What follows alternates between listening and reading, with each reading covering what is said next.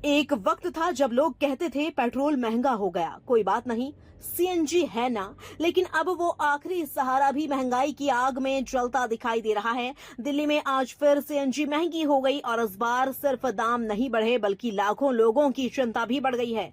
11 दिन में 4 बार दाम बढ़े। 77 रुपये से शुरू हुई सीएनजी अब 83 रुपये प्रति किलो के पार पहुंच चुकी है। सवाल ये नहीं कि आज 2 रुपये बढ़ी, सवाल यह है कि आखिर यह सिलसिला कब रुकेगा। क्या आने वाले दिनों में ऑटो और टैक्सी का किराया बढ़ेगा? क्या रोजमर्रा का सामान और महंगा होगा? क्या आम आदमी की जेब अब पूरी तरह खाली होने वाली है? और सबसे बड़ा सवाल, क्या भारत एक नए फ्यूल क्राइसिस की तरफ बढ़ रहा है? आज की इस बड़ी रिपोर्ट में हम सिर्फ खबर नहीं दिखाएंगे बल्कि आपको समझाएंगे कि आखिर आपकी जेब से पैसा गायब क्यों हो रहा है। सबसे पहले आपको बताते हैं आज क्या हुआ। दिल्ली में सीएनजी के दाम एक बार फिर बढ़ा दिए गए हैं, यानी 26 मई 2026 से सीएनजी 2 रुपये प्रति किलो महंगी हो गई है। कल तक राजधानी में सीएनजी 81 रुपये 9 पैसे प्रति किलो मिल रही थी, लेकिन अब इसकी नई कीमत 83 रुपये 9 पैसे प्रति किलो हो गई है। नई कीमतें तुरंत लागू कर दी गई हैं, यानी अगर आप आज अपनी गाड़ी में सीएनजी भरवाने जाएंगे तो आपको पहले से ज्यादा पैसे देने होंगे। लेकिन असली कहानी सिर्फ आज की बढ़ोतरी नहीं है बल्कि पिछले 11 दिनों में हुए बदलाव हैं। जरा इस टाइमलाइन को ध्यान से देखिए। 15 मई सीएनजी 2 रुपये महंगी हुई थी। 17 मई को फिर 1 रुपए की बढ़ोतरी हुई। वहीं 23 मई को फिर से 1 रुपए की बढ़ोतरी की गई और अब 26 मई को सीधे 2 रुपए का नया झटका मिला है।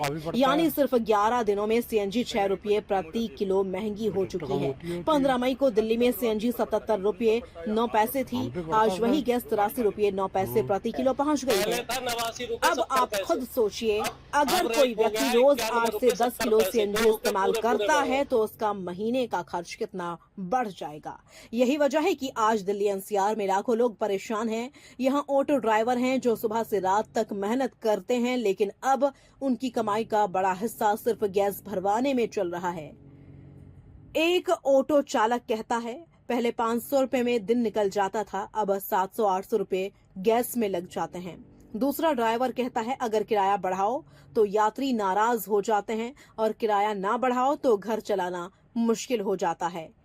यानी मुश्किल दोनों तरफ है। दिल्ली 83.09 रुपया, नोएडा 91.70 रुपया, गाजियाबाद 91.70 रुपया, गुरुग्राम 88.12 रुपये, फरीदाबाद 90.30 रुपये, मुंबई 81 रुपये, कोलकाता 93.50 रुपये, चेन्नई 91.50 रुपये और बेंगलुरु में 90 रुपये। वहीं हैदराबाद में 97 रुपये और अहमदाबाद में 82.25 रुपये, पुणे में 92.50 रुपये, लखनऊ में 95.75 रुपये, जयपुर में 90.91 रुपये। ध्यान दीजिए, हैदराबाद में सीएनजी 97 रुपये प्रति किलो पहुंच चुकी है, लखनऊ और आगरा में 95 रुपये के करीब है। यानी देश के कई शहरों में सीएनजी अब पेट्रोल जितनी महंगी महसूस होने लगी है। अब सबसे बड़ा सवाल, आखिर दाम बढ़ क्यों रहे हैं? तेल कंपनियां कह रही हैं कि इसके पीछे अंतर्राष्ट्रीय हालात जिम्मेदार हैं। मध्य पूर्व में तनाव बढ़ चुका है, ईरान और अमेरिका के बीच हालात बिगड़ रहे हैं,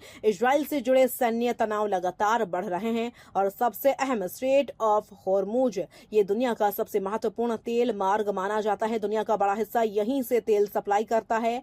अगर यहाँ कोई संकट आता है तो पूरी दुनिया में कच्चे तेल की कीमतें बढ़ जाती हैं। भारत पर इसका असर इसलिए ज्यादा पड़ता है क्योंकि हम अपनी जरूरत का ज्यादातर तेल आयात करते हैं। लेकिन सवाल सिर्फ ईंधन तक सीमित नहीं है। जब ट्रांसपोर्ट महंगा होगा तो सामान भी महंगा होगा। सब्जियां, दूध, online delivery, school bus, cab, हर चीज का खर्च बढ़ जाता है।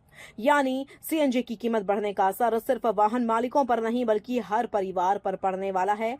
अब अगर पेट्रोल और डीजल की बात करें तो वहां भी राहत नहीं है। दिल्ली में पेट्रोल 102 रुपये 12 पैसे प्रति लीटर है, डीजल 95 रुपये 20 पैसे पहुंच चुका है। यानी तीनों ईंधन लगातार महंगे हो रहे हैं। दिलचस्प बात यह है कि मुंबई में अभी तक सीएनजी के दाम अस्थिर हैं।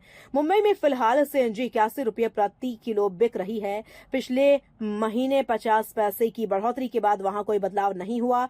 लेकिन सवाल यह है, क्या मुंबई में भी आने वाले दिनों में दाम बढ़ेंगे? विशेषज्ञों का कहना है कि अगर अंतर्राष्ट्रीय तनाव कम नहीं हुआ तो आने वाले समय में और महंगाई देखने को मिल सकती है। कुछ एक्सपर्ट्स का मानना है कि सरकार को टैक्स में राहत देनी चाहिए। वहीं कुछ लोग मानते हैं कि वैकल्पिक ऊर्जा की तरफ तेजी से बढ़ना होगा। एक समय था जब सीएनजी उम्मीद थी, लोगों को लगता था कि पेट्रोल डीजल की महंगाई से बचने का यही रास्ता है, लेकिन आज वही सीएनजी लोगों के लिए चिंता बन गई है।